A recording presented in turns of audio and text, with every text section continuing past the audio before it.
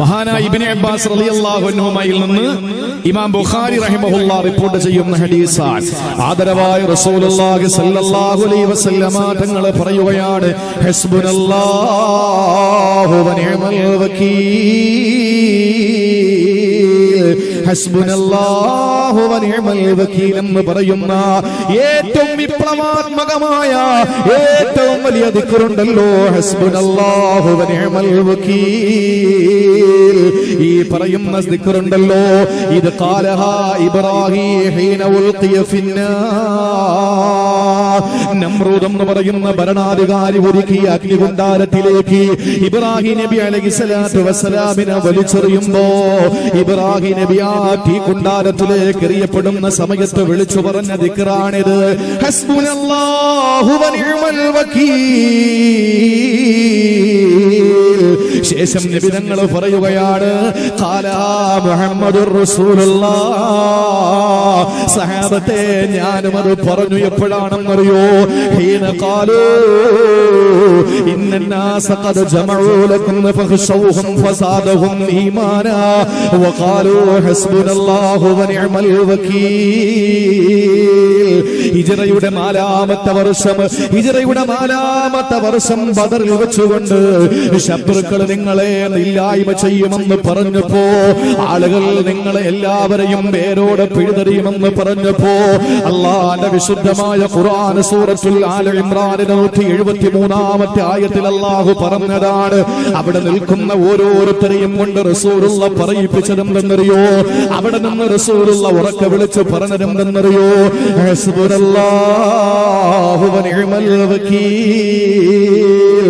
ഈ ഹദീസ് ഇമാം ബുഖാരി തങ്ങൾ റിപ്പോർട്ട് ചെയ്തതാണ്. സഹാബി വര്യൻ ഇബ്നു അബ്ബാസ് റളിയല്ലാഹു അൻഹുമയാണ്. നബി തങ്ങളിലും ഇബ്രാഹിം നബിയിലും നിങ്ങൾക്ക് ഉത്തമമായ മാതൃകയുണ്ടെന്ന് ഖുർആൻ പഠിപ്പിക്കുമ്പോ ആയിരക്കണക്കിന് പതിനായിരക്കണക്കിന് മാതൃകകൾ നമുക്ക് പറയാനുണ്ട്. പക്ഷേ സമയത്തിന്റെ ദൗർബല്യത മൂലം ഞാൻ ഒരേ ഒരു ഹദീസ് മാത്രമാ പറയുന്നത്. ആ ഹദീസ് തന്നെയാണ്, ഇബ്രാഹിം നബി അലൈഹിസ്സലാം അഗ്നികുണ്ഡാരത്തിലേക്ക് എറിയപ്പെട്ടപ്പോൾ മഹാനായ പ്രവാചകന്റെയും സഹാബത്തിന്റെയും മുമ്പിൽ വന്ന ആളുകളെ ഭീഷണിപ്പെടുത്തിയപ്പോൾ ഇവർ രണ്ടുപേരും പറഞ്ഞ വാക്കേതാ? ഹസ്ബുനല്ലാഹ്, ഹസ്ബുനല്ലാഹ്. അത് വല്ലാത്ത മാസ്മരികയാ സഹോദരങ്ങളെ. എന്റെ പ്രിയപ്പെട്ട പെങ്ങന്മാർക്ക് കൂടി ഉപകാരപ്രദമാകുന്നതിന് വേണ്ടിയിട്ട് ഞാൻ പറയുകയാ, ഈ ദിക്ർ ഏത് പ്രതിസന്ധി വന്നാലും നമുക്ക് പറയാനുള്ളതാ, ഏത് പ്രശ്നം വന്നാലും നമുക്ക് പറയാനുള്ളതാ. വല്ലാഹി പടച്ചവനെ തന്നെയാണ് സത്യം. ഏത് പ്രതിസന്ധി നമ്മളകപ്പെട്ടാൽ, ഭരണകൂട ഭീകരതയിലെ ഞാനും നിങ്ങളെ തളച്ചിടപ്പെടുമ്പോൾ, രാജ്യത്തിന്റെ നാനാഭാഗങ്ങളിൽ പാവപ്പെട്ട സമുദായം ചുട്ടരിക്കപ്പെടുമ്പോ, ഏത് നിസ്സാരമായ പ്രശ്നത്തിന്റെ പേരിലും ഈ സമുദായം ആട്ടിയിറക്കപ്പെടുന്ന സമയത്ത് നമുക്ക് പറയാൻ കഴിയുന്ന മന്ത്രമാണ്, നമുക്ക് പറയാൻ കഴിയുന്ന മന്ത്രോച്ചാരണമാണ് ഹസ്ബുനല്ലാഹു വ നിഅമൽ വകീൽ. പ്രതിസന്ധികൾ ഇബ്രാഹിം നബിക്ക് വന്നില്ലേ? ആദരവായ പ്രവാചകന് പ്രതിസന്ധികൾ വന്നില്ലേ? ഏറ്റവും വലിയ പ്രതിസന്ധിയുടെ ഘട്ടങ്ങളിൽ ആ രണ്ട് പ്രവാചകന്മാരെ നമ്മളെ പഠിപ്പിച്ച ഏറ്റവും വലിയ മാതൃകാ വാചകം മന്ത്രധ്വനിയാ, ഹസ്ബുനല്ലാഹു വ നിഅമൽ വകീൽ. ഈ രണ്ട് സംഭവം ഞാൻ വിശദീകരിക്കുന്നതിന് മുമ്പ് എന്റെ പ്രിയപ്പെട്ട പള്ളിക്കുട്ടിയിലെ നിവാസികളോട്, പെങ്ങന്മാരോട്, സഹോദരങ്ങളോട് ഞാനൊന്ന് പറയട്ടെ. സഹോദരങ്ങളെ, പ്രിയപ്പെട്ട സഹോദരിമാരെ, നമുക്കെല്ലാ പ്രതിസന്ധികൾ വരാറുണ്ട്, നമുക്ക് പല പ്രതിസന്ധികളും വരാറുണ്ട്. അങ്ങനെ ഒരു പ്രശ്നം നിങ്ങൾക്ക് വന്നു കഴിഞ്ഞാ, അത് കുടുംബത്തിൽ നിന്നാകട്ടെ, സമൂഹത്തിൽ നിന്നാകട്ടെ, നിയമപാലകരിൽ നിന്നാകട്ടെ, നിയമനിർമ്മാണ സഭകളിൽ നിന്നാകട്ടെ, ഭരണകർത്താക്കളിൽ നിന്നാകട്ടെ, ഭരണീയരിൽ നിന്നാകട്ടെ, കോടതികളിൽ നിന്നാകട്ടെ, എവിടെ നിന്ന് ഏതേത് പ്രതിസന്ധികൾ ഉണ്ടായിരുന്നാലും നമുക്ക് മാതൃക സയ്യിദുനാ ഇബ്രാഹിം നമുക്ക് മാതൃക സയ്യിദുനാ മുഹമ്മദുർ റസൂലുള്ളാഹ്. അതാണ് വിശുദ്ധമായ ഖുർആൻ നമ്മളോട് പറഞ്ഞത്. ഏത് മാർഗവും നിങ്ങൾക്ക് അവലംബിക്കാൻ കഴിയുന്ന രണ്ട് മാതൃകാ പുരുഷന്മാരാണ് ഇബ്രാഹിം നബിയും തന്റെ പ്രിയപ്പെട്ട മകൻ മുഹമ്മദ് റസൂലുള്ളാഹിയുമെങ്കിൽ എന്റെ പ്രിയമുള്ള സഹോദരങ്ങളെ, അള്ളാന്റെ പ്രവാചകന്മാര് പ്രതിസന്ധികളിൽ പറഞ്ഞ ഞാൻ വിശദീകരിക്കാം. അതിനു മുമ്പ് ഞാനൊന്ന് പറയട്ടെ. നിങ്ങളുടെ മക്കൾക്കൊരു പ്രയാസം വന്നെന്നിരിക്കട്ടെ, നിങ്ങളുടെ പ്രിയപ്പെട്ടവർക്ക് എന്തെങ്കിലും ഒരു ആപത്ത് വന്നെന്നിരിക്കട്ടെ, അതല്ലെങ്കിൽ നിങ്ങൾക്ക് ഏതെങ്കിലും വിശ്വസിക്കാൻ കഴിയാത്ത അവിശ്വസനീയമായ അചിന്തനീയമായ അവർണ്ണനീയമായ ഏതെങ്കിലും ഒരു പീഡനം, നിങ്ങൾക്ക് ഏതെങ്കിലും ഒരു പ്രതിസന്ധി, ഏതെങ്കിലും ഒരു പ്രാരാബ്ധം, ഏതെങ്കിലും ഒരു വിഷമഘട്ടം നിങ്ങൾക്ക് വന്നു കഴിഞ്ഞാൽ റസൂലുള്ളാഹി സ്വല്ലല്ലാഹു അലൈഹി വസല്ലമ തങ്ങൾ പറഞ്ഞതെന്തെന്നറിയോ? ഇദാ വഖഅതും ഫിൽ അംറിൽ അളീം, നിങ്ങൾ വലിയ ഒരു പ്രതിസന്ധിയിൽ അകപ്പെട്ടു പോയാൽ ഖൂലൂ ഹസ്ബുനല്ലാഹ്, വല്ലാഹി തമ്പുരാൻ തന്നെയാണ് സത്യം. എന്റെ പ്രിയപ്പെട്ടവരെ, പ്രതിസന്ധികൾ മഞ്ഞുരുകുന്നത് പോലെ പോകുമൊരു സംശയം വേണ്ട, ഉരുകി ഒലിച്ചു പോകുമെന്നുള്ളതിൽ യാതൊരു സംശയവും വേണ്ട. പറഞ്ഞതാരാ? ഇന്നേ വരെ തമാശയ്ക്ക് പോലും അസത്യത്തിന്റെ ലാഞ്ചന അതരങ്ങളിൽ നിന്ന് ആ പ്രവാചകന്റെ അതരങ്ങളിൽ നിന്ന് അടർന്നു വീണിട്ടില്ല. ആ പ്രവാചകൻ അള്ളാഹുവിന്റെ അറിയിപ്പ് ലഭിക്കാതെ ഒന്നും തന്നെ പറഞ്ഞിട്ടില്ല. ആ പ്രവാചകൻ നമ്മളോട് പഠിപ്പിച്ചത്, നമ്മളോട് പറഞ്ഞത് എന്താണ്? ഇദാ വഖഅതും ഫിൽ അംറിൽ അലീം ഖൂലൂ ഹസ്ബുനല്ലാഹ്. പെട്രോളിന് വില കൂടിക്കൊണ്ടിരിക്കുന്നു, പറഞ്ഞോ ഹസ്ബുനല്ലാഹ്. അത് തന്നെയല്ലേ നമ്മുടെ ഏറ്റവും വലിയ പ്രശ്നം? ഏറ്റവും വലിയ പ്രശ്നം കുത്തനെ വില കൂടിക്കൊണ്ടിരിക്കുകയാണ്. ഗൾഫ് രാജ്യങ്ങളിൽ നിന്നവർക്കറിയാം, ബംഗാളിലുള്ള സഹോദരങ്ങളൊക്കെ ഒരു ചാക്ക് പണം കൊണ്ടുപോയാലാണ് ഒരു ചെറിയ പോക്കറ്റിൽ സാധനം വാങ്ങി വരുന്നത്. സൗദിയിലും ബഹ്റൈനിലും ഖത്തറിലും അതുപോലെ തന്നെ UAE-യിലും കുവൈറ്റിലുമൊക്കെ വിരലിന്റെ രണ്ട് വിരലിനിടയിൽ തിരികെ വെച്ച് കൊണ്ടുപോകുന്ന നോട്ട് മതി ഒരു കണ്ടെയ്നറിൽ കൊണ്ടുവരാൻ. കാരണം അവിടുത്തെ ധനത്തിന് പണത്തിന് മൂല്യമുണ്ട്. നമ്മുടെ അവസ്ഥ എന്താണ്? 100 രൂപ എടുത്തു കൊടുത്താൽ ഇവിടെ നിന്ന് പുതിയ കാവൂർ യാത്ര ചെയ്യാൻ പറ്റൂല ബൈക്ക് ഓടിക്കുന്നവന്. പണത്തിന്റെ മൂല്യം കുറഞ്ഞു പോയി. ഏറ്റവും വലിയ പ്രശ്നമല്ലേ? നമ്മളിപ്പോ എല്ലാത്തിനും വില കൂടുന്നു, എണ്ണയ്ക്ക് വില കൂടുന്നു. ഇതൊക്കെ ഒരു വലിയ പ്രതിസന്ധി തന്നെയാണ്. അതുകൊണ്ട് നമുക്ക് പറയാം, നമ്മുടെ ഇതര സമുദായത്തിൽപ്പെട്ട ആളുകൾക്ക് കൂടി ഫലപ്രദമായിക്കൊള്ളട്ടെ, അവർക്ക് കൂടി അനുഗ്രഹമായിക്കൊള്ളട്ടെ. അതുകൊണ്ട് എന്ത് പ്രതിസന്ധി, ഇത് മാത്രമല്ല ഞാൻ പറഞ്ഞത്, ഇപ്പൊ ശരീഅത്തിന്റെ മേൽ കത്തിവെക്കാൻ വേണ്ടി വരിക, മുത്തലാഖിന് വേണ്ടിയിട്ട് എന്തൊക്കെ പ്രശ്നങ്ങളാ. അതിലേക്ക് ഏതെങ്കിലും ഒന്നിലോട്ട് കടന്നുപോയാൽ, അതിലോട്ട് അങ്ങോട്ട് കയറിപ്പോയാൽ പിന്നെ തിരികെ വരാൻ വലിയ ബുദ്ധിമുട്ടാകും. അതുകൊണ്ട് ഞാൻ അങ്ങോട്ടൊന്നും കടക്കുന്നില്ല.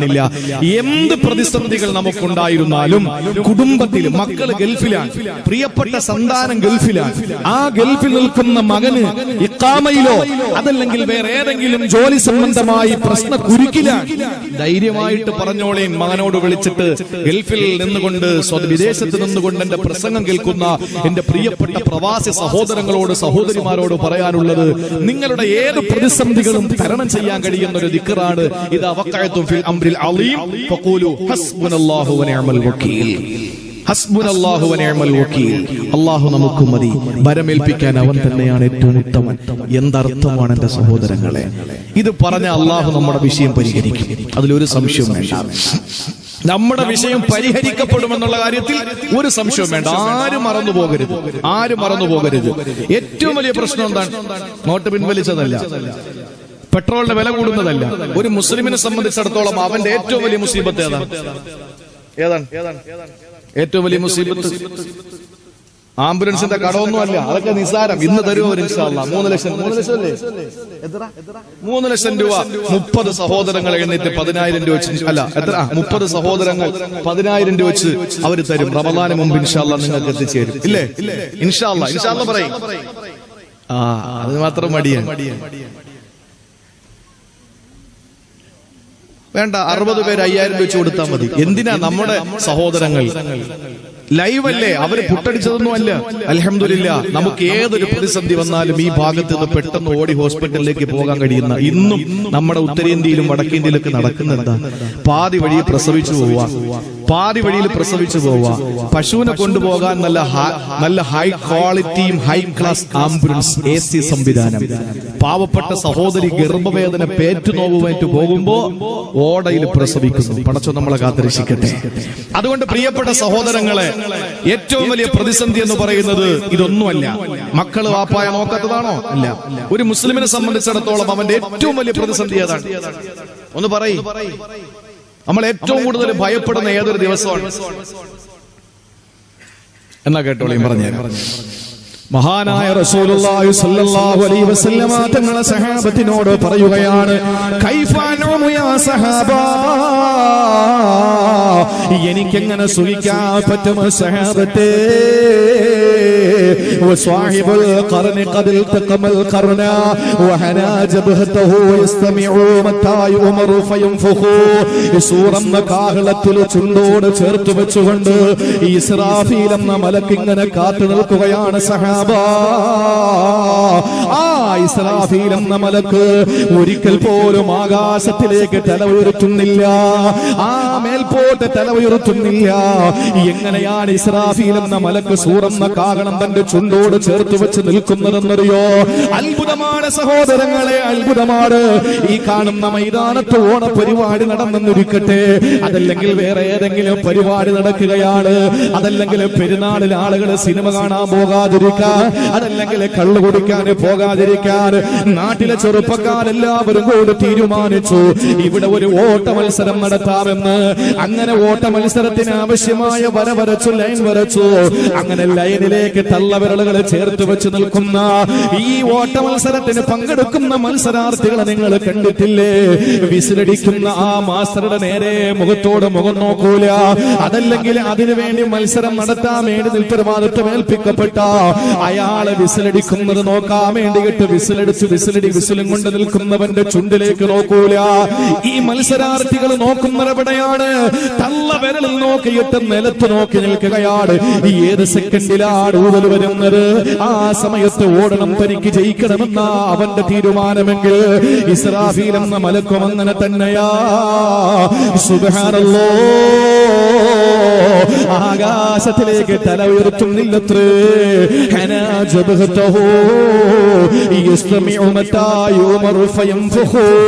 അല്ലാഹുവിന്റെ കൽപ്പന വരാൻ നേരത്ത് ഏത് കൽപ്പനയാണ്? ഇദാ ഇന്നമാ അംറുഹു ഇദാ അറാദ ശൈആ അയ്യഖൂല ലഹു കുൻ ഫയകൂൻ. അല്ലാഹു ഏതെങ്കിലും ഒരു കാര്യം തീരുമാനിച്ചു കഴിഞ്ഞാൽ അല്ലാഹു സാഹിബു കുന്നാണ്. കാഫിന്റെയും നൂനിന്റെയും ഇടയിൽ പ്രവർത്തിക്കുന്നവനാണ് അല്ലാഹ്. അല്ലാഹു കുന്നിയതാകെന്ന് പറഞ്ഞാൽ, അത് ആകണമെന്ന് പറഞ്ഞാൽ ഫയകൂൻ. അള്ളാന്റെ ഖുദ്റത്ത് ഇറാദത്തുമായി ലിങ്കാകുമ്പോ പടച്ചതമ്പുരാൻ പെട്ടെന്ന് പറയുന്നു കുൻ, അത് നീ ആവുക എന്ന്. ഫയകൂൻ. ആ സെക്കൻഡിൽ അല്ല, ആ സെക്കൻഡിന്റെ കോടാനകോടി അംശീകരിക്കപ്പെട്ടതിൽ അതങ്ങ് നടത്തപ്പെടുകയാണ് എന്നല്ലേ ഖുർആൻ സൂറത്ത് യാസീൻ പറഞ്ഞത്. ആ ഒരു വിളിയാളത്തിന് വേണ്ടിയിട്ട് ഇസ്രാഫീൽ എന്ന മാലാക സൂറന്ന കാഹളം ചുണ്ടോട് ചേർത്ത് വെച്ച് നിൽക്കുകയാ. ഏത് സെക്കൻഡിലാണ് പടച്ചവന്റെ ഊതാനുള്ള നിർദ്ദേശം വരുന്നത്?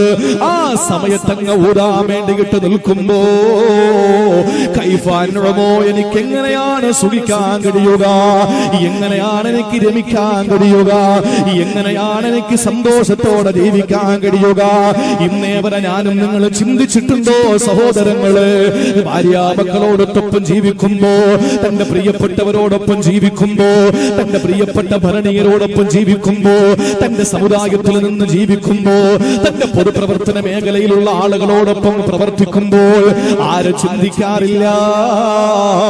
ഇസ്രാഫീൽ എന്ന മാലാക സൂറന്ന കാഹളം ചുണ്ടോട് ചേർത്ത് വെച്ച് നിൽക്കുകയാ.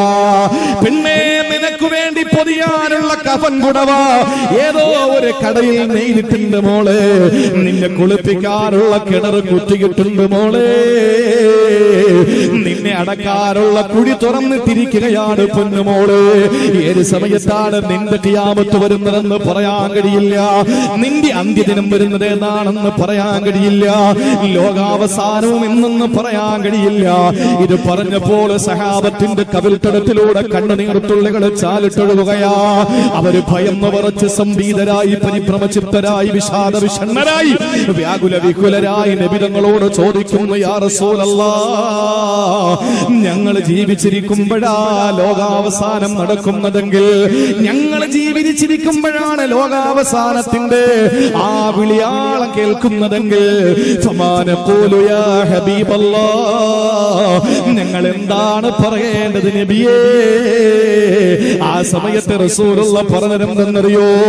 ഖൂലൂ ഹസ്ബുനല്ലാഹു വനിഅമൽ വകീൽ. നിങ്ങൾ ഹസ്ബുനല്ലാഹു വനിഅമൽ വകീൽ പറയണമെന്ന് മുഖ്ബിറേ സാദിഖേ സാദിഖൽ മസ്ദൂഖേ നബിയുൽ ഹറമൈൻ ഇമാമുൽ ഖിബ്ലതൈൻ ത്വാഹ മുഹമ്മദുർ റസൂലുള്ളാഹ്. ലോകാവസാനത്തിന്റെ വിളിയാളം വരുമ്പോ, ലോകാവസാനത്തിന്റെ സൂറിലുള്ള വിളിയാളം വരുമ്പോ, ഞങ്ങൾ അന്ന് ജീവിച്ചിരുന്ന ഞങ്ങൾ എന്താണ് പറയേണ്ടത്? ഹസ്ബുനല്ലാഹു വനിഅമൽ വകീൽ. വയനാട് ജില്ലയിലെല്ലാം പ്രളയം വന്നിട്ട് വയനാട് ജില്ല മുഴുവനും മക്കി തുടച്ചു കൊണ്ടുപോകുമ്പോ എന്താണ് ജീവിച്ചിരിക്കുന്ന നമ്മൾ പറയേണ്ടത്? ഹസ്ബുനല്ലാഹു വനിഅമൽ വകീൽ. ആര് കണ്ടില്ല എന്റെ സഹോദരങ്ങളെ? ആർക്കാണ് പറയാൻ കഴിയുക അടുത്ത വർഷം നമ്മളല്ല ഇതിന്റെ ഇരകളെന്ന്? ആർക്കാണ് പറയാൻ കഴിയുന്നത്? ആർക്കും പറയാൻ കഴിയില്ല. വർഷങ്ങൾക്ക് മുമ്പ് ഏകദേശം ഒരു 10, 12, 13 വർഷങ്ങൾക്ക് മുമ്പ് നമ്മുടെ നാട് കരുനാഗപ്പള്ളി കണ്ടിട്ടുള്ള ഏറ്റവും വലിയ സുനാമിക്ക് നമ്മൾ സാക്ഷ്യം വഹിച്ചവരാണ്. അന്ന് ഞാൻ ചുറ്റുമൂല ദർസിൽ പഠിക്കുകയാണ്. സഹോദരങ്ങളെ, എല്ലാവർക്കും ഒപ്പം അന്ന് ഞാൻ സൈക്കിൾ ചവിട്ടിയിട്ടത് കാണാൻ വേണ്ടി പോയി. അവിടെ പോകുമ്പോ അത്ഭുതപ്പെട്ടു പോയി. വർഗീയതയില്ല, തമ്മിലടിയില്ല, കാക്കി നിക്കറിട്ടവർ, കാവി നിക്കർ ധരിച്ചവർ, അതുപോലെ തന്നെ പാന്റ് ധരിച്ചവർ, എല്ലാവരും കൈകോർത്തിങ്ങനെ റോട്ടിൽ നിൽക്കുകയാണ്. വർഗീയതകളൊന്നുമില്ല. ആർക്ക് തമ്മിൽ വാക്പയറ്റുകളും സംവാദങ്ങളും വാഗ്വാദങ്ങളുമില്ല. എല്ലാവരും ഭയന്നു പോയത് അള്ളാഹു കടലിനെ എത്രയോ കിലോമീറ്റർ ഉള്ളിലേക്ക് അതിന്റെ വെള്ളത്തെ വലിച്ചു കൊണ്ടുപോയി പർവ്വത സമാനമായി ഇങ്ങനെ തിരികെ ആഞ്ഞടിച്ചപ്പോൾ ചരിത്രത്തിന്റെ ഭാഗമായി മാറുമോ എന്ന് നമ്മൾ ഭയന്നിട്ട്, ആളുകൾക്ക് വർഗീയതയില്ല, വെള്ളം ഇറങ്ങുമ്പോ വർഗീയത തലപൊന്തുന്നു. ഇതാണ് നടന്നുകൊണ്ടിരിക്കുന്നത്. ആ സമയത്ത് നമ്മളതൊക്കെ കണ്ടു. അതുകൊണ്ട് നമുക്ക് വലിയ ദുരന്തങ്ങൾ വരുമ്പോ പേടിയാണ്. എല്ലാവരും ഭയന്നുപോയ ടാങ്കർ ദുരന്തം നടന്നത് കരുനാഗപ്പള്ളിയിലാണ്, പുത്തൻതെരുവിലാണ്, പുതിയകാവിലാണ്, ഊവക്കാവിലാണ്. എന്റെ സഹോദരങ്ങളെ, എത്ര ദുരന്തങ്ങളാണ് നമ്മൾ കരുനാഗപ്പള്ളിക്കാർ കണ്ടിട്ടുള്ളത്. അതല്ലെങ്കിൽ നമ്മുടെ ഈ പ്രദേശത്തുകാർ അഭിമുഖീകരിച്ചിട്ടുള്ളത്. ഇതൊക്കെ വരുമ്പോ നമുക്ക് പറയാൻ പറ്റുന്ന ഇബ്രാഹിം നബിയുടെയും അഷ്റഫുൽ ഖൽഖിന്റെയും മാതൃക ഹസ്ബുനല്ലാഹു വനിഅമൽ വകീൽ. അതിന്റെ ഗുണം എന്താ? അള്ളാഹു അതങ്ങ് മാറ്റിത്തരും. അതെങ്ങനെ മനസ്സിലാക്കാൻ പറ്റും? ഇബ്രാഹിം നബിയിലും അഷ്റഫുൽ ഖൽഖിലും ഇത് എത്ര സ്വാധീനം ചെലുത്തിയത് ഞാൻ ഇൻഷാ അല്ലാഹ് ഒരു അരമണിക്കൂർ കൊണ്ട് അതങ്ങ് പറയാം. ശ്രദ്ധയോടെ കേട്ടോളി. ഇബ്രാഹിം നബി ആദ്യം നമുക്ക് എടുക്കാം. അള്ളാഹു ഇബ്രാഹിം നബിയുടെ ദർജ വർദ്ധിപ്പിച്ചു കൊടുക്കുമാറാവട്ടെ. നമുക്ക് ഏറ്റവും വലിയ, നമുക്ക് പിതാവ് എന്ന് അള്ളാഹു പറഞ്ഞിട്ടുള്ളത് ഫത്തബിഉ മില്ലത അബീക്കും, നിങ്ങളുടെ പിതാവാണ് എന്നാണ് അള്ളാഹു നമ്മളെ പറ്റി, ഇബ്രാഹിം നബിയെ പറ്റി ഖുർആനിൽ നമ്മളോട് പറഞ്ഞു. നമ്മുടെ വാപ്പാണ്. അള്ളാഹു ഇബ്രാഹിം നബിക്ക് റഹ്മത്ത് ചൊരിയട്ടെ, ബറക്കത്ത് ചൊരിയട്ടെ, ദർജ ഉയർത്തി കൊടുക്കട്ടെ. നമുക്ക് നമ്മുടെ നിസ്കാരത്തിൽ പോലും നമ്മൾ പറയും, ഒരാൾ പോലും നിസ്കാരത്തിൽ ഇബ്രാഹിം നബിയുടെ പേര് പറയാത്ത ആരുമില്ല. എന്താ കാര്യം? ഇബ്രാഹിം നബി ദുആരെന്ന് പടച്ചോനെ അവസാനം വരുന്ന സമുദായത്തിന് അഷ്റഫുൽ ഖൽഖിനെ കൊടുക്കണേ. നബിതങ്ങളെ നമുക്ക് കിട്ടാൻ ദുആരെന്ന ഒരു പ്രവാചകൻ ഇബ്രാഹിം നബിയ.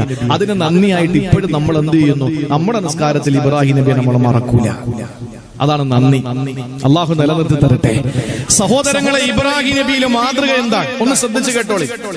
1 മണിക്കൂറായി. ഒന്ന് ശ്രദ്ധയോടെ കേട്ടോളി. ഇബ്രാഹിം നബി അലൈഹിസ്സലാത്തു വസ്സലാമിൽ നമുക്കൊരു മാതൃക എന്താണെന്നറിയോ? ഇബ്രാഹിം നബിക്ക് ഭരണാധികാരി ശിക്ഷ വിധിച്ചു. ഇപ്പോ ബഹുമാനനായ മഅദനി ഉസ്താദ്, നമുക്ക് രാഷ്ട്രീയം യോജിപ്പുള്ളവരുണ്ട്, വിയോജിപ്പുള്ളവരുണ്ട്. ഞാൻ ഏത് പാർട്ടിയാണെന്ന് ഇന്ന് മഷീട്ട് നോക്കിയാൽ പോലും ആർക്കും മനസ്സിലാവില്ല. ഞാൻ അങ്ങനെ ഒരു പാർട്ടിക്ക് വേണ്ടി സംസാരിക്കുകയില്ല. ഇലാ അൻ അമൂത്ത്, ഞാൻ മരിക്കുന്നത് വരെ ഇൻഷാ അല്ലാഹ്. എല്ലാവരും സന്തോഷത്തോടെ ഒരുമിച്ച് നിൽക്കുന്ന കാണാൻ ആഗ്രഹിക്കുന്ന ഒരു സാധു. അപ്പൊ ചോദിക്കും, പിന്നെ ആരാപ്പ ഭരിക്കുക? നീ ആരൊക്കെ എന്തിട്ടെല്ലാം കാര്യമൊന്നുമില്ല. അള്ളാഹു ആദർശിക്കട്ടെ. അതുകൊണ്ട് ദേവസ്വം നിശ്ചയിച്ച് നേർച്ചയാക്കിയിട്ട് ഹസ്ബുനല്ലാഹ് ചൊല്ലിക്കോളി, എങ്കിലേ നമുക്ക് ഈ രാജ്യത്ത് രക്ഷപ്പെടാൻ പറ്റും. ഏറ്റവും വലിയ അളീമായ ഫിത്ന വന്നുകൊണ്ടിരിക്കുകയാണ്. എന്റെ പ്രിയമുള്ള സഹോദരങ്ങളെ, മഅദനി ഉസ്താദ് എന്തൊരവസ്ഥയാണ്. ഞാൻ ഒരു മാസത്തിന് മുമ്പ് ഞാൻ പോയി കണ്ടിരുന്നു. വല്ലാത്തൊരവസ്ഥയാണ്. കാണുമ്പോ നമുക്ക് സങ്കടം തോന്നും, വല്ലാത്ത വിഷമം തോന്നും. അള്ളാഹു രോഗശമനവും എത്രയും പെട്ടെന്ന് മോചനവും അള്ളാഹു നൽകി അനുഗ്രഹിക്കുമാറാവട്ടെ. സഹോദരങ്ങളെ, ഒരു മനുഷ്യനാണ്. ഇപ്പോ നമ്മുടെ കേന്ദ്രമന്ത്രി, അദ്ദേഹം വേറൊരു കേസിൽ ജയിലിലാണ്. മുൻ കേന്ദ്രമന്ത്രി അദ്ദേഹം പറഞ്ഞത് തലയണയും കസേരയും കിട്ടാത്തതിന്റെ പേരിൽ നടുവേദനിക്കുന്നു എന്നാണ്. നിങ്ങൾ ആലോചിക്കണം, ഒരു മനുഷ്യൻ, ആ മനുഷ്യന്റെ ശരീരത്തിൽ അദ്ദേഹത്തിന്റെ രോഗം മാറുന്നതിന് ആയുർവേദ ഹോസ്പിറ്റലിൽ നിന്ന് കൊടുത്ത തൈലം, കുഴമ്പ്, അത് ശരീരത്തിലൊന്ന് തേയ്ക്കാൻ വേണ്ടിയിട്ട് എടുത്തിട്ട് ഇങ്ങനെ ശരീരത്തേക്ക് വെക്കുമ്പോ താടിയിൽ കൂട്ടിയിറച്ചിട്ട് ഉറക്കുകയാണ്. എന്തൊരവസ്ഥയാണ്. പ്രതിരോധ ശക്തി മുഴുവനും നശിച്ചിരിക്കുകയാണ്. കാലിൽ സ്പർശിച്ചാൽ അറിയുന്നില്ല. ശരീരത്തിൽ ആകെ തിരിച്ചറിയുന്ന ആ ഒരു സ്പർശനം എന്ന് പറയുന്നത് ഇന്ന് തണുപ്പ് മാത്രമാണ്. വല്ലാത്തൊരവസ്ഥയിലാണ്. എന്ത് തെറ്റ് ചെയ്തിട്ടാണ്? അദ്ദേഹം എപ്പോഴും പറയുന്നു, എനിക്കൊരു ജഡ്ജിയെ വെച്ച് തരും.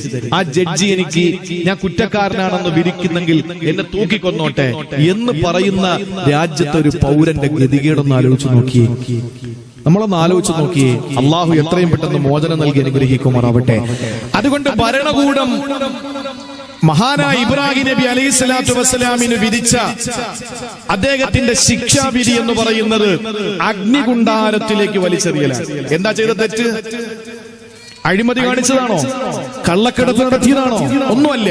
ഇബ്രാഹിം നബി ആളുകളോട് പറഞ്ഞു, നിങ്ങൾ എന്തിനാണ് മനുഷ്യബുദ്ധിയെ പരസ്യമായിട്ട് അവഹേളിക്കുന്ന ശിലാവിഗ്രഹങ്ങൾക്ക് സുജൂദ് ചെയ്യുന്നത്? ഏകനായ അള്ളാഹുവിനെ ആരാധിക്കും. ഇത്ര ചെയ്തുള്ളൂ തെറ്റ്, ഇത്ര തെറ്റ് ചെയ്തിട്ടുള്ളൂ. അങ്ങനെ ഇബ്രാഹിം നബി എന്ത് ചെയ്തു? രാജാവിന്റെ കൽപ്പന പ്രകാരം തീക്കുണ്ടാരം ഉണ്ടാക്കി. എങ്ങനെ തീക്കുണ്ടാരം ഉണ്ടാക്കിയെന്നറിയോ? എങ്ങനെയാണ്? വിറക് പൂജ. വിറക് പൂജ. എങ്ങനെ വിറക് പൂജ? ലഇൻ ആഫാനി, എന്റെ രോഗം മാറിയാൽ ലഅജ്മഅന്നൽ ഹത്തബ ലിഇബ്രാഹിം, ഇബ്രാഹിമിനെ കൊല്ലുന്ന തീക്കുണ്ടാരത്തിലേക്ക് 10 കെട്ട് വിറവ് നേർച്ചയാക്കിയിരിക്കുകയാണ്. ആളുകൾ നേർച്ചയാക്കാൻ തുടങ്ങി. വാപ്പാന്റെ വയറുവേദന മാറിയാൽ, ഉമ്മാന്റെ ഊരവേദന മാറിയാൽ, നാത്തൂന്റെ നടുവേദന മാറിയാൽ, ഞാൻ ഇത്ര വെട്ട് വിറക് ഞാൻ ഇബ്രാഹിമിനെ കരിക്കുന്ന ആ അഗ്നികുണ്ഡാരത്തിലേക്ക് കൊടുത്തേക്കാമെന്ന് നാട്ടുകാര് നേർച്ച നേർന്നിട്ട് വിറക് പൂജ നടത്തിയിട്ട് അവസാനം വലിയ വിറക് ശേഖരമായി. എന്നിട്ട് അതിനെ കത്തിച്ചു. അതിലേക്ക് ഇബ്രാഹിം നബിയെ കൊണ്ടിടാൻ പോലും കഴിയാത്ത അവസ്ഥ വന്നപ്പോ ഒരു പ്രത്യേകമായ ബില്ലിൽ കൊലച്ച് എയ്ത് വിട്ടു. നിങ്ങൾ നോക്കണം, ഈ തീയെപ്പറ്റി ഖുർആൻ എന്താ പറഞ്ഞെന്നറിയോ? ഇങ്ങനെയാണ് ഖുർആൻ പഠിക്കേണ്ടത്. ഈ തീയെപ്പറ്റി ഖുർആൻ എന്താ പറഞ്ഞത്? അല്ലാഹുവിന്റെ വിശുദ്ധമായ ഖുർആൻ സൂറത്തു സ്വാഫാത്തിൽ അല്ലാഹു പറയുന്നു, ഖാലു ബുനൂ ലഹു ബുനിയാനാ ഫഅൽഖൂഹു ഫിൽ ജഹീം. അല്ലാഹു പറയുന്നു, ഖാലു ബുനൂ ലഹു ബുനിയാനാ, ഇബ്രാഹിമിന് നിങ്ങൾ ഒരു ചൂള നിർമ്മിക്കണേ. ചൂള എന്നല്ലേ ഇവിടെ പറയുന്നത്, ചുടുകട്ടല്ല, ചൂള. ഖാലു ബുനൂ ലഹു ബുനിയാന, ഒരു ചൂള നിങ്ങൾ നിർമ്മിക്കണേ. എന്നിട്ടോ ഫഅൽഖൂഹു ഫിൽ ജഹീം, ഇബ്രാഹിം നബി എവിടെയാണ് എറിയാൻ പറഞ്ഞത്? നിങ്ങൾ ശ്രദ്ധിക്കണേ സഹോദരങ്ങളെ, നിങ്ങൾ ഖുർആന്റെ വക്താക്കളാണ്. ഖുർആൻ നെഞ്ചോട് ചേർത്ത് പിടിക്കുന്നവരാണ്. ഖുർആനിന്റെ പ്രചാരകരും പ്രബോധകരും പ്രഭാഷകരും ഒക്കെയാണ് നിങ്ങൾ ഓരോരുത്തരും. ഞാൻ പറയുന്ന സഹോദരങ്ങളെ, ഖുർആനിൽ അല്ലാഹു തആല ഈ സംഭവത്തെ എടുത്ത് ഉദ്ധരിച്ചിട്ട് പറഞ്ഞത്, അന്ന് നമ്രൂദ് വിളിച്ചു പറഞ്ഞു, വഅൽഖൂഹു ഫിൽ ജഹീം, ജഹീമിൽ നിങ്ങൾ വലിച്ചെറിയുക. ജഹീം എന്ന് പറഞ്ഞാൽ നരകത്തിലെ തീയാണ് അല്ലേ? നീ ജഹീമിൽ വീഴാന്ന് പറഞ്ഞാൽ നരകത്തിലെ തീയാണ്. ദുനിയാവിലെ തീക്ക് ജഹീം എന്ന് പറയോ? ദുനിയാവിലെ തീക്ക് ജഹീം എന്ന് പറയൂല. ദുനിയാവിലെ തീക്ക് ജഹീം എന്ന് പറയില്ല. ആ ജഹീം എന്ന് പറയുന്ന തീ ഏത് തീയാണ്? കത്തിയാളുന്ന ഭീകരമായ ബീഭത്സമായ കഠിനമായ കഠോരമായ നാരകീയ ശിക്ഷയ്ക്കാണ് അല്ലാഹു ജഹീം എന്ന് ഖുർആനിലൂടെ പറഞ്ഞിട്ടുള്ളത്. പക്ഷെ ദുനിയാവിൽ കത്തിക്കപ്പെട്ട ഒരേ ഒരു തീക്ക് അല്ലാഹു നരകത്തിന്റെ തീയുടെ പേര് കൊടുത്തു. അത് ഇബ്രാഹിം നബിയെ കരിക്കുന്ന ചൂളയിൽ നിർമ്മിച്ച തീക്ക. അപ്പൊ ആ തീയുടെ ചൂട് എന്താണെന്ന് മനസ്സിലായോ? നരകത്തിലെ തീയുടെ പേരാണ് ദുനിയാവിൽ ഇബ്രാഹിം നബിയെ കരിക്കാൻ വേണ്ടി നിർമ്മിച്ച തീ കിട്ടുകൊടുത്തത്. വേറെ ഒരു സ്ഥലത്തും അല്ലാഹു തആല അങ്ങനെ ഒരു പേര് കൊടുത്തിട്ടില്ല. എത്രത്തോളം കിലോമീറ്ററുകളുടെ മുകളിലൂടെ പാറി പറക്കുന്ന പക്ഷിപ്രവാദികൾ പോലും അതിന്റെ ചൂടേറ്റ് കരിഞ്ഞു വീണെന്നാണ്. അങ്ങനെ കരിഞ്ഞു വീഴുന്ന കഠിനമായ ചൂടുള്ള ആ ചൂളയിലേക്ക് ഇബ്രാഹിം നബിയെ എയ്തുവിടുകയാണ്. സഹോദരാ, പ്രിയപ്പെട്ട സഹോദരി, നിങ്ങൾക്കറിയോ ഇബ്രാഹിം നബി എത്ര ദിവസമാണ് അതിനകത്ത് കിടന്നതെന്നറിയോ? സുബ്ഹാനല്ലാഹ്, 7 ദിവസം കിടന്നെന്നാ. 7 ദിവസം കിടന്നെന്നാണ്. 40 യൗമാ 50 യൗമാ, 40-50 ദിവസമാണെന്ന് പറയുന്നുണ്ട്. പോട്ടെ, ഏറ്റവും ചെറുതിൽ നമുക്ക് പിടിക്കാം 7 ദിവസമാണ് ഇബ്രാഹിം നബി ആ തീ കുണ്ടാരത്തിനകത്ത് കിടന്നത്. അങ്ങനെ തീയിലേക്ക് വലിച്ചെറിയപ്പെടുന്ന ഇബ്രാഹിം നബിയുടെ പ്രായം എത്രയെന്നറിയോ? 16 വയസ്സാ. ഇബ്രാഹിം നബിയുടെ പ്രായമെന്ന് 16 വയസ്സാ. ഇന്ന് +1 പഠിക്കുന്ന മകന്റെ പ്രായമാണ്. ഇന്ന് +1 പഠിക്കുന്ന, അല്ലെങ്കിൽ 10ാം ക്ലാസ്സിൽ പഠിക്കുന്ന ഒരു മകന്റെ മകളുടെ പ്രായമുള്ള ഇബ്രാഹിം നബിയെ 7 ദിവസത്തോളം അഗ്നികുണ്ടാരത്തിൽ വലിച്ചെറിയപ്പെട്ടില്ലേ? ഇബ്രാഹിം നബി അതിലേക്ക് ചെന്ന് വീഴാൻ അടുക്കുന്ന സമയത്ത് അല്ലാഹു പറഞ്ഞു വിട്ടു, ആരെയാ? വെള്ളത്തിന്റെ ഉത്തരവാദിത്വമുള്ള മലക്കിനെ വിടുകയാ. വെള്ളത്തിന്റെ ഉത്തരവാദിത്വമുള്ള മലക്ക് വന്നിട്ട് ചോദിക്കുകയാണ്, ഇബ്രാഹിം, ഞാൻ ഉദ്ദേശിച്ച ഈ തീയെ ഞാൻ കെടുത്തിക്കളയാ, ഞാൻ വെള്ളമൊഴിച്ചിട്ട് കെടുത്തിക്കളയാ. വെള്ളത്തിന്റെ ഉത്തരവാദിത്വമല്ല എനിക്കാ തന്നിട്ടുള്ളത്. എത്ര ലിറ്റർ വെള്ളം ഞാനൊരു നാട്ടിൽ മഴയായി വർഷിപ്പിക്കണമെന്ന ഉത്തരവാദിത്വമല്ല എന്നെ ഏൽപ്പിച്ചിരിക്കുകയാ. അങ്ങ് ഉദ്ദേശിച്ചാൽ അല്ലാഹ് അനുവാദം എനിക്ക് തന്നിട്ടുണ്ട്. അല്ലാഹുവിന്റെ ഓർഡറുണ്ട്, അല്ലാഹുവിന്റെ നിർദ്ദേശമുണ്ട്. ഇബ്രാഹിമേ, ഞാൻ വേണമെങ്കിൽ ആ തീയെ ഞാൻ കെടുത്തിക്കളയാമെന്ന് പറഞ്ഞു. ആ സമയത്തുടനെ കാറ്റിന്റെ ഡ്യൂട്ടിയുള്ള മലക്ക് പാഞ്ഞെത്തുകയാ. എന്നിട്ട് പറഞ്ഞു, ഇബ്രാഹിം, അല്ലാഹു എനിക്ക് കാറ്റിനെ അധീനപ്പെടുത്തിയിരിക്കുകയാ. ഞാൻ ഉദ്ദേശിക്കുന്നിടത്ത് കാറ്റടിക്കുക, കാറ്റിന്റെ ഗതിവിഗതികളെ നിയന്ത്രിക്കുന്നത് ഞാനാ. ഞാൻ വിചാരിച്ചാൽ, ഞാൻ കരുതിയാൽ ഞാൻ കാറ്റിനെ ഏതെങ്കിലും ഒരു ഭാഗത്തേക്ക് തീയെ ഞാൻ അങ്ങ് കൊണ്ടുമാറ്റാ. അന്തരീക്ഷത്തിൽ എവിടെയെങ്കിലും ഞാൻ കൊണ്ടുവന്നതിനെ അങ്ങ് തള്ളാ. എന്തു പറയുന്നു? പടച്ചവൻ എന്നെ അയച്ചതാണെന്ന് പറയുമ്പോ ഇബ്രാഹിം നബിയുടെ മറുപടി എന്തെന്നറിയോ? ലാ ഹാജത ഇലൈക്കും, ലാ ഹാജത ഇലൈക്കും, ലാ ഹാജത ഇലൈക്കും. എനിക്ക് നിങ്ങളെ ആവശ്യമില്ല, നിങ്ങളെ വിട്ട അല്ലാഹുവില്ലേ. ഹസ്ബുനല്ലാഹു വനിഅമൽ വകീൽ. ആ പടച്ചവനെ ഞാനങ്ങ് ഭരമേൽപ്പിച്ചിരിക്കുകയാ. എന്റെ നാഥനെ ഞാനങ്ങ് ഏൽപ്പിച്ചിരിക്കുകയാണ്. ഇത് പറയേണ്ട മാത്രയിൽ എന്റെ സഹോദരങ്ങള്, ആ സെക്കൻഡിൽ അല്ലാഹു ഇടപെടുകയാണ്. അല്ലാഹു ആദ്യം എന്ത് ചെയ്തു? ചില സബബുകൾ കൊണ്ട് സഹായം കൊടുത്തു. ചില സബബുകൾ കൊണ്ട് സഹായം കൊടുത്തു. ഇന്ന് എത്ര സബബാണ് കിടവറകളിൽ കഴിയുന്നവർക്ക്. എത്ര സബബുണ്ടായിട്ടും ഇറക്കുന്നില്ല, എത്ര സബബുണ്ടായിട്ടും ഇറങ്ങുന്നില്ല. പടച്ചവൻ നേരിട്ട് സഹായമുണ്ടാകും ഒരു സംശയം സംശയവും വേണ്ട. എന്റെ പ്രിയമുള്ള സഹോദരങ്ങളെ, ഈ സമുദായം എത്രയോ ചെറുപ്പക്കാരാണ് ഇന്ന് ക്രൂരമായിട്ട് കൊല ചെയ്യപ്പെടുന്നത്. ആരാണ് ചോദിക്കാനുള്ളത്? എത്ര സഹോദരിമാരാണ് പരസ്യമായിട്ട് ബലാത്സംഗം ചെയ്യപ്പെട്ടത്? എത്ര പൊന്നുമക്കളാണ് ചതച്ചരയ്ക്കപ്പെട്ടത്? എത്ര പള്ളികളാണ് തട്ടിത്തകർക്കപ്പെട്ടത്? എന്റെ സഹോദരങ്ങളെ, സഭകൾ ഉണ്ടായിട്ട്, ഇന്ന് പറഞ്ഞാൽ കോടതികൾ ഉണ്ടായിട്ട്, നിയമപാലകരുണ്ടായിട്ട്, നിയമസംരക്ഷകരുണ്ടായിട്ട്, നിയമനിർമ്മാണ സഭകൾ ഉണ്ടായിട്ട് ഒരാളിൽ നിന്ന് നമുക്ക് സഹായം ലഭിക്കുന്നില്ല. പക്ഷേ നമ്മൾ സർവ്വതും റബ്ബിലേക്ക് സമർപ്പിച്ചു കഴിഞ്ഞാൽ, അള്ളാഹുവിനെ ഭരമേൽപ്പിച്ചു കഴിഞ്ഞാൽ അള്ളാഹു നേരിട്ട് നമ്മളെ സഹായിക്കും. ഒരു സംശയം വേണ്ട. ഇവിടെ റബ്ബ് നേരിട്ട് സഹായം ഇറക്കുകയാണ്. സൂറത്തുൽ അംബിയായിലൂടെ അള്ളാഹ് പറയുന്നു, അള്ളാഹു ഇടപെട്ടിട്ട് തീയോട് പറഞ്ഞതെന്തെന്നറിയോ? എന്റെ ഖാസിനുൽ റിയാഹിനെ ആട്ടിവിട്ട എന്റെ ഖലീലേ, എന്റെ ഖാസിനുൽ റിയാഹിനെ തട്ടിത്തെറിപ്പിച്ച എന്റെ ഖലീലേ, അങ്ങ് ചെന്ന് വീടുന്ന തീയോട് ഞാൻ പറയാ. അള്ളാഹ് പറഞ്ഞല്ലോ, كوني بردا وسلاما على إبراهيم قلنا يا نار كوني بردا وسلاما على إبراهيم എന്റെ ഇബ്രാഹീമിന് നീ തണുപ്പും രക്ഷയും ഉള്ളതാകണേ. എന്റെ ഇബ്രാഹീമിന് നീ തണുപ്പും രക്ഷയും ഉള്ളതാകണേ.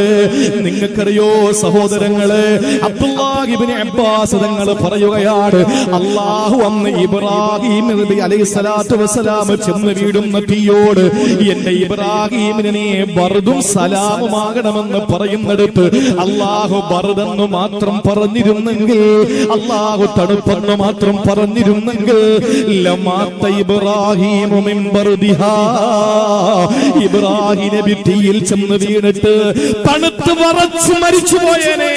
അല്ലാഹു പറഞ്ഞത് സലാമാകണം, ബർദാകണമെന്നാണ് അല്ലാഹു പറഞ്ഞത്. ഈ ബർദെന്ന് മാത്രമല്ല പറഞ്ഞിരുന്നെങ്കിൽ, നീ ആ തീയെ തണുപ്പാകണമെന്ന് പറഞ്ഞിരുന്നെങ്കിൽ ഇബ്രാഹീം നബി മരിച്ചുപോയേനെ. അത് തീ പിടിച്ചിട്ടല്ല, മിൻ ബർദിഹാ, തണുപ്പ് വിറച്ചിട്ട് മരിച്ചുപോയേനെ. അല്ലാഹു പറഞ്ഞത് സലാമൻ എന്ന് കൂടി പറഞ്ഞു, രക്ഷയുമാകണമെന്ന് പറഞ്ഞു. അഥവാ AC ആകണം, എയർ കണ്ടീഷൻ ആകണം, യാതൊരു പ്രശ്നം ഉണ്ടാകാൻ പാടില്ല. അന്ന് അല്ലാഹു ഇബ്രാഹിം എന്ന് പറഞ്ഞിരുന്നെങ്കിൽ ഇബ്നു അബ്ബാസ് റളിയല്ലാഹു അൻഹുമ വിശുദ്ധ ഖുർആനിന്റെ മുഫസ്സിരീങ്ങളുടെ നേതാവാണ്, റഈസുൽ മുഫസ്സിരീൻ ഇബ്നു അബ്ബാസ് റഹിമഹുമുല്ലാഹ്. അദ്ദേഹം പറയാണ്, അല്ലാഹു ബർദെന്ന് മാത്രം പറഞ്ഞു നിർത്തിയിരുന്നെങ്കിൽ എന്താകുമായിരുന്നു? തണുത്ത് എവിടെ മഞ്ഞിൽ ചെന്ന് വീഴുമ്പോഴല്ല, പിന്നെയോ ഉറക്കം വരുന്നില്ലല്ലോ. കേട്ടോളി, തീയിലേക്ക് ചെന്ന് വീണപ്പോ ഇബ്രാഹിം നബി എന്തായേനെ? തണുത്തു മരിച്ചുപോയേനെ. പക്ഷെ അള്ളാഹു എന്തു പറഞ്ഞു? സലാം എന്ന് കൂടി പറഞ്ഞു. ഇബ്നു അബ്ബാസ് തങ്ങൾ നിർത്തുന്നില്ല. അദ്ദേഹം പറഞ്ഞു, ഇബ്രാഹിം എന്നുള്ള പറയാതിരുന്നെങ്കിൽ, ഇബ്രാഹിം എന്നുള്ള പറയാതിരുന്നെങ്കിൽ ഈ തീ എന്നും തണുത്തൊരു വസ്തുവായി തന്നെ കിടന്നേനെ. തീയുടെ സ്വഭാവം പോലും മാറിപ്പോയേനെ. പക്ഷെ അല്ലാഹു തആല അത്രയും ആ ഒരു അർത്ഥത്തിൽ അല്ലാഹു ഇബ്രാഹിം നബിക്ക് സഹായമായി എത്തിച്ചത് എന്തുകൊണ്ടാണ്? ഇബ്രാഹിം നബി അലൈഹിസ്സലാത്തു വസ്സലാമിന്റെ ഒറ്റ വാക്ക്. ഏത് വാക്ക്? പ്രതിസന്ധി വന്നപ്പോ, സഹായത്തിന് ആളുകൾ വന്നപ്പോ ഇബ്രാഹിം നബി പറഞ്ഞു, ഹസ്ബുനല്ലാഹു വനിഅമൽ വകീൽ. അത്രയും വലിയ ഈമാനുള്ള ആളുകളാണ് നമ്മളെങ്കിൽ ഉറപ്പിച്ചോളി സഹോദരങ്ങളെ, ഒരു സംശയവും വേണ്ട. അല്ലാഹു ഏറ്റവും വലിയ പ്രതിസന്ധികളിൽ നമ്മളെ രക്ഷപ്പെടുത്തും. അല്ലാഹു തൗഫീഖ് നൽകട്ടെ.